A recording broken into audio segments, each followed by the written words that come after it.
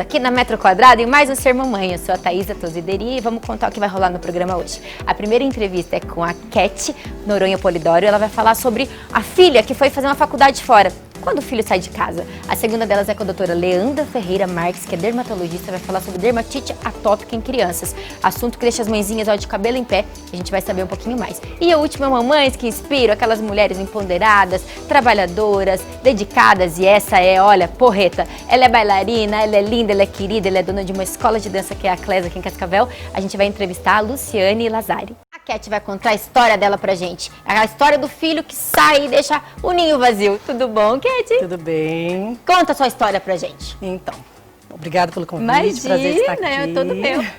Então, eu sou mãe da Brenda, de 19 anos, né? E do Gabriel, de 15. E a Brenda, desde quando muito pequena, ela sempre comentou que ela gostaria de ir pra fora. Sempre Conhecer falou que queria ir pra lugares. fora, queria morar fora. Ela nunca relatou a cidade em si, né? O país e tal, mas ela sempre quis sair muito daqui. Então, em 2018, foi onde começou, quando ela terminou, né, o ensino médio, foi onde ela começou a deixar isso mais aflorado nela, assim, sabe? Só que então, ela queria fazer teatro, então ela pesquisou vários lugares aqui no Brasil, São Paulo, Rio de Janeiro, Brasília, que tem e tal, e ela não se identificou com nenhum desses lugares, assim, sabe? E aí surgiu a oportunidade de ir para estudar fora, né? E ela escolheu daí Vancouver, no Canadá, né? Então, assim, foi pra lá. E é uma faculdade que ela tá fazendo lá. Na realidade, ele é um college, né? De 2 anos, seria uma faculdade, aqui lá é diferente daqui, lá é por termos, né? Então, seria uma faculdade de 2 anos lá, né? E como é que foi essa decisão pro coração da mamãe? Ai, então, é difícil. Na realidade, assim, como é um sonho dela, se torna o meu sonho também, Claro. né? Então, como ela tá feliz lá, eu estou feliz aqui, né? Mas não é fácil porque assim, eu sempre me dediquei a eles, né? Maternidade. Isso. E aí do nada você se vê, assim, Chegar em casa, cadê? Ficava em função, um estudava de manhã, um estudava à tarde, então era assim, o tempo inteiro. Chegava em casa, já tinha que sair com o outro, sabe? Então o tempo inteiro nisso, sabe? E aí de repente só ficou um, né? Nossa. E ele é bem tranquilo também, o meu filho, no E ele caso, tem vontade? Né? Não, ele não comenta. Escapar de um. Não, nem de visitar ela, assim, ele não tem interesse, sabe? Então, E uma assim, pergunta que rolou de mamães lá, você em algum momento foi contra? Nunca. Nunca, sempre apoiou? Sempre. Eu acho que a mãe, ela é assim, né? Ela torce pela vitória do filho, pelo sonho do filho. Eu vivi junto esse sonho com ela, sabe? Então, assim, em 2019, foi em função de total, assim, de correria de papelada, porque foi bem burocrático, sabe? A gente pegou como é que se fala? Uma agência? Uma agência, né? Que daí tem no Canadá também, e aí então essa agência deixou tudo organizado pra gente. E aí você foi com ela pra lá? Não, menina, isso que foi nossa, isso que foi o mais tenso pra mim. Porque a Brenda, ela é assim, ela tem 19 anos e tal, só que ela já foi viajar fora com a minha cunhada e tal, mas nunca sozinha, de se virar, ir sozinha, né? E aí, ela teve que ir sozinha, com 3 malas desse tamanho, mais uma mochila nas costas, assim. Se aventurar. Foi. Mas o crescimento dela deve ser sensacional, né? Ela não tinha... ela queria tanto ir, que ela não mediu as consequências, assim, sabe? E ela teve que fazer escala em Dallas, e ela se virou, sabe? Ela foi lá, ela conversou para entregar as malas, porque tinha dado um problema lá que ela teria que pegar as malas em cada escala, né? No caso, São Paulo, em Dallas, E aí ela deu um jeitinho, foi lá, conversou, eles entregaram as malas dela só no Canadá. E então, a gente foi esperta. E a gente comentou a pandemia. No meio de tudo isso veio a pandemia. E aí? Então, ela foi em março, ela foi em fevereiro, e a pandemia começou em março, né? E ela foi em fevereiro porque para ela entrar nesse college, eles exigiram que ela fizesse um curso, 4 meses de inglês lá, antes de ela entrar. Ela é formada em inglês, ela fez 5 anos aqui, né? Então, assim, ela é formada em inglês, mas no caso lá, eles exigiram que ela fizesse esse outro curso. Então, ela foi para fazer esse curso de 4 meses. E era inverno quando ela foi, né? E chegando lá, veio a pandemia. E aí? Ela ficou ela ia retornar em junho. E depois, só em setembro, que ela voltaria para lá, né? E aí, como veio a pandemia, ela teve que ficar direto, não pôde voltar. E a mamãe não pode ir? Não posso ir. Então, o que mais me aflige no momento é isso, sabe? Tipo assim, passa pela cabeça da gente, né? Se acontecer algo lá, eu não posso ir. Se acontecer algo aqui, ela não pode vir. Eu imagino. Então, é o que mais me aflige, sabe? Mas, Cat, conta pra gente. Aquela mãe que tá super em dúvida, não sei se eu vou deixar, é muito risco, é muito medo. Você acha que então que ela deve deixar, que ela deve incentivar o filho? Sim, eu acho que ela tem que incentivar. É um sonho, né? Se ela quer muito, e a Brenda ela foi atrás de tudo, por ser um sonho dela. Então eu acho que os pais eles têm que apoiar e deixar, porque não adianta, né? A gente cria, minha mãe você acha sempre que um falava, dia ela pode né? também falar, você não me deixou, né? É. É deixar de um sonho, às vezes ela vai nem é tudo aquilo que ela imagina. Então, né? isso aí. E como ela tá fazendo teatro lá, né? Então a gente sabe que o teatro ele tem uma restrição, assim, né? No campo de trabalho e tal. Mas ela falou, ai mãe, eu fico por aqui, eu trabalho, então assim, ela não tem muita intenção de voltar, sabe? Ai, daí o coraçãozinho da mãe, ó. Pega, aí né? A gente tem que Mas filha do mundo, passear, não existe né? a lenda, né? Filha do mundo, a gente já tem que se preparar pra isso, né? É, isso aí. E que nem a gente fala, a gente tem que, né, eu acho que mostrar os princípios pra eles e tal, mas assim, é fundamental também a gente estimular essa parte deles, como é que aventureiro, isso, empreendedor, né? Isso, Vai, a autoestima e eles têm que ir, abaixo né? da asa não faz bem pra ninguém, né? Isso. E eu acho que quando eles saem de perto dos pais, eles aprendem a se virar, sabe? A realidade. Muitas coisas que ela era dependente, ela se vira lá. Ela pega metrô, ela anda por tudo lá, sabe? Foi no banco, abriu conta no banco. Ao mesmo tempo que dá medo, deve dar um orgulhinho na mãe, muito, né? Muito, Se virando. E eu sempre falo pra ela assim, ela foi porque eu e o pai dela, no caso assim, nós confiamos muito nela, por isso que ela foi, né? Porque ela mora numa casa, é um casal, né? É um casal que acolheu ela, e daí tem uma brasileira, uma mexicana e ela. Então ela é o bebê da casa, assim, as meninas, uma tem 27, se eu não me engano, acho que tem 24. Então ela é tratada como o bebê da casa, né? Toda e até mimadinha. as meninas ficaram assim admiradas, porque, gente, é um país diferente, tudo, uma cultura diferente, Desprendida, né? Seria a palavra, isso, né? Isso. Então ela foi e tá se dando muito bem, sabe? Então que nem que nós importa. fizemos sempre chamada de vídeo com ela pra gente poder ver a carinha dela, né? Mas Cat, muito obrigada por você contar pra gente, aliviar o coração das mamães que estão lá morrendo de medo de deixar o filho ir. A gente tem que deixar eles pro mundo, né? Tem que deixar e tem que confiar e assim, a felicidade dele é a nossa felicidade, né? Obrigada, muito obrigada. obrigada. A você. Imagina. Dermatite atópica em crianças. Aquele teminha que deixa as mamães preocupadas em casa. A doutora Leandra veio conversar com a gente. Tudo bom, doutora? Tudo bem, Thaís? Prazer de ter aqui comigo. Muito prazer. Imagina. Então vamos saber, o que é a dermatite atópica?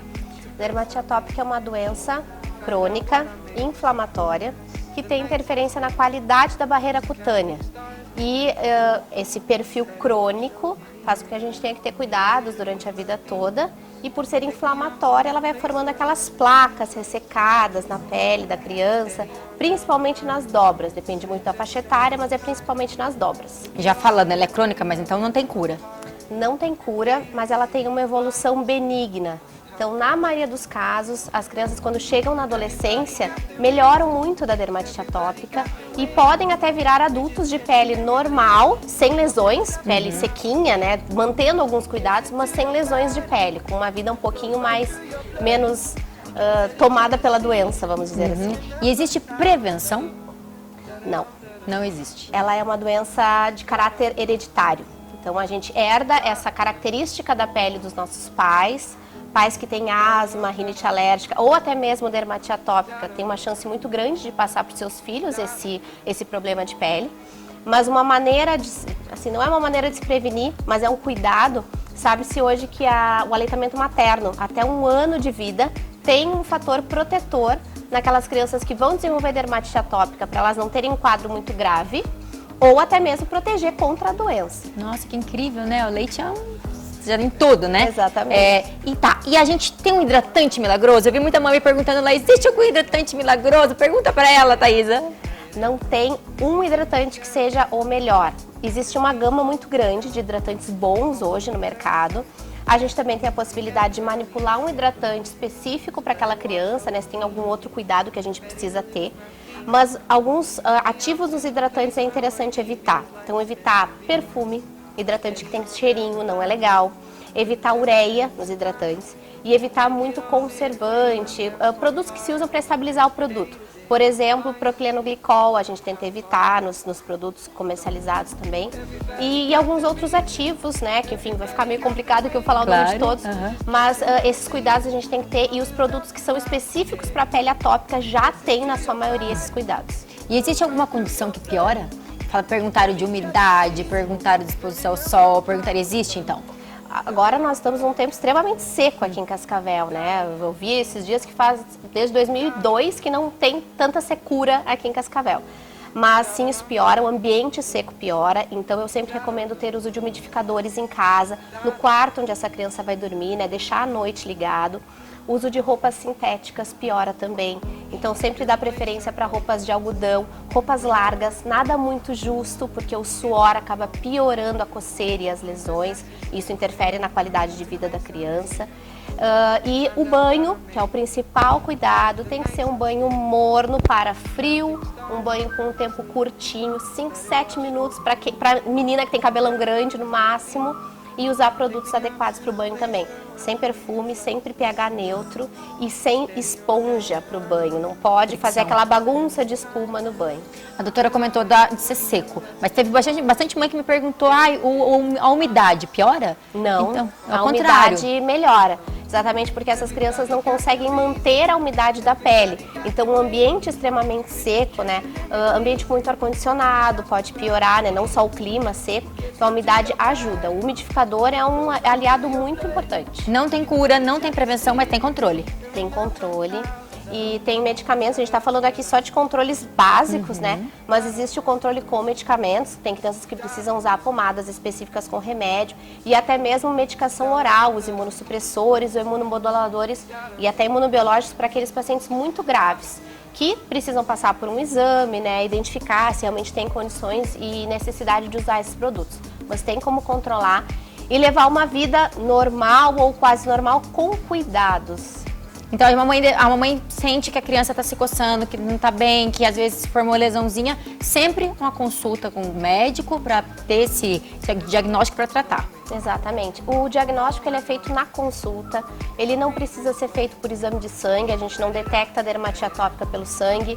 Às vezes biópsia não é necessário, na maioria das vezes a biópsia não é necessário. Então não tem nada invasivo que a gente precise fazer para aquela criança, é realmente conversar com os pais, saber a sazonalidade das lesões, saber o que está acontecendo, né? Quando coça, se não coça. E é muito importante, às vezes, cuidado muito simples faz diferença. Porque a dermatite atópica ela interfere demais na qualidade de vida dos pequenininhos. Então eles às vezes, quando maiores, têm vergonha de estar com os bracinhos marcados, não querem botar roupa curta, a coceira interfere na atividade da escola, né, na concentração para os estudos. Então vale a pena sim fazer uma consulta e fazer direitinho o tratamento. Obrigada pelas informações, doutora. É sempre muito bom a gente ter esse tipo de informação para deixar as mamães mais seguras. De nada, Thaís. Fico à disposição. Obrigada.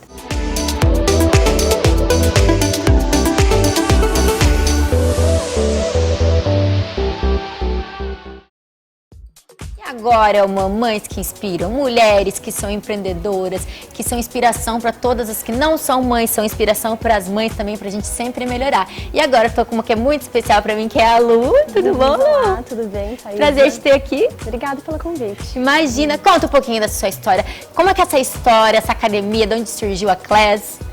Olha, a Class, na verdade, é um sonho bem antigo de ter a escola com todas as modalidades junto, né, num lugar só. Mas eu andei por outros caminhos, dei aula em muitos lugares aqui em Cascavel, fui fazer a faculdade de dança em Curitiba, voltei e fiquei ali também um pouquinho entre o direito, que também tenho a formação em direito, até que eu resolvi parar de dar aula em um monte de lugares e dar aula num lugar só, me dedicar a um lugar só. E aí você sabe, né, Thaís, quando a gente põe o foco num lugar, né, a mágica acontece. E aí, vocês cuidam com muito carinho, ali é familiar. E a família junto, meu irmão tá junto, minha mãe, então cresceu de um tamanho assim que nem eu esperava, né? Que na verdade até depois daí veio os filhos e a coisa foi ficando um pouquinho até difícil de lidar. E aí eu aumentei a equipe, hoje eu conto com uma equipe que me ajuda bastante, graças a Deus. Então... E você é bailarina desde sempre, Lu? Olha, eu não comecei muito cedo, como eu tenho criança, ele começa com 3 anos. Eu comecei aos 8, né, fazendo, fiz balé, fiz jazz. E aí o gosto foi aumentando, eu fazia outras atividades, fui deixando, fiquei só com a dança. E aí decidi tomar por profissão. A gente é novo também para decidir, né? Muito, eu sempre acho. Vai ser minha profissão, mas eu já tinha isso em mente e fui indo atrás, fazendo cursos, fiz daí a faculdade, voltei. E aí quando eu comecei a me dedicar só a isso, como eu te falei, né, a coisa aconteceu e aí eu tive que deixar um pouco a Lu bailarina, ainda mais agora, né, que eu tenho os bebês, eu acabei deixando a Luciane bailarina um pouco de lado para cuidar da escola. Mas volta e meia eu tô ali nos espetáculos, acompanho em festivais, né, até quando a Luna, eu tinha minha primeira filha já com 1 aninho, eu precisei substituir uma bailarina, então a gente entra em sala de aula de novo, ensaia, viaja, participa, mas hoje, com os 2 bebês, eu tô um pouquinho mais fora de sala de aula como bailarina, né? Eu tô mais como professora, gerindo também, que é algo que a gente... é um novo aprendizado, né? A gente tem que tomar frente disso, senão eu não consigo cuidar da escola. E agora falando da maternidade, porque nós somos as mamães que inspiram, né? Conta pra gente como é que foi essa escolha de ser mãe, mesmo sabendo que tinha ali bastante coisa por trás pra fazer. Foi algo que eu fui adiando, né? Sempre a escola foi crescendo, os cursos foram aparecendo, a gente sempre quer fazer algo a mais, então eu esperei um pouquinho mais. E aí quando eu decidi ser mãe demorou um pouquinho mais ainda, que eu acho que talvez não estava totalmente pronta. E aí aconteceu no melhor momento, eu acho que quando tinha mesmo que acontecer. E aí veio a Luna, que agora está completando 3 anos, que já foi um desafio. Né? Eu falo que meus filhos vieram para me ensinar a olhar por outro lado a minha profissão, né? De saber gerir também, de gerir até pessoas. Cuidar de pessoas, exatamente. Exato. E aí eu acabei levando ela, foi pra escola junto. Ela ia todo dia, eu dava aula das 2 às 9, eu não saí de sala de aula, com aquela teimosia de mãe, de que a gente que quer cuidar dos conta filhos. de tudo, Mulher Maravilha. A gente quer cuidar da empresa, quer cuidar dos filhos, quer fazer tudo e não tem como, né? A gente precisa de ajuda. Então isso também é algo que eu ainda tô aprendendo. E agora há 7 meses exatamente veio o Theo, né? Com essa pandemia toda. O Theo também foi planejado? O Theo foi planejado, na verdade ele é um bebê arco-íris, né? Eu tive uma perda e aí depois da perda do segundo bebê, que eu queria muito já emendar um no outro, eu dei aquela desanimada e daí falei, não, vou focar no trabalho. Aí foquei, trabalhei, sim que eu trabalhei mais ainda e aí descobri que estava grávida. Então foi um não planejado, mas esperado, né? Foi uma surpresa ali. E aí foi um desafio, porque no meio dessa pandemia eu já tinha saído um pouco de sala de aula também por conta dessa pausa, a gente adaptou todas as questões da escola. E eu acabei me aproximando mais deles daí, né? Agora que a gente está voltando mais ativa, que está sendo mais desafiador. Cuidar dos 2, eu tenho quem me ajude também, né? Mas tá entre o trabalho e casa. É um desafio, né? Eu acho que a gente vai aprendendo e daí cada vez o desafio muda, porque eles vão crescendo. Né? Mas eu acho que é isso legal que a gente traz do quadro, porque as pessoas às vezes adiam a maternidade, porque falam, não é o tempo ideal, mas eu acho que não existe tempo ideal, né? A gente vai ter que sempre dar um jeito, né? E a gente vai aprendendo, né? O mais legal é isso, é eu conseguir olhar.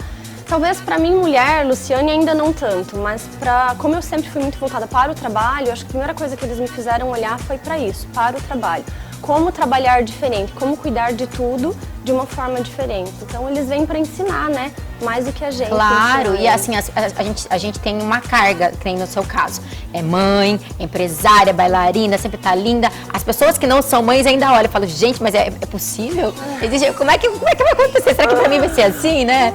Tem sempre que melhorar, né? A gente se inspira em pessoas como você também, né, Imagina! Thaís? Porque alguma coisa sempre fica de lado, né? Claro. Ou a gente também tem o marido, né? Tem que ser mulher, além de ser mãe e casa, empreendedora. Então alguma coisinha sempre fica para desejar, mas é uma busca.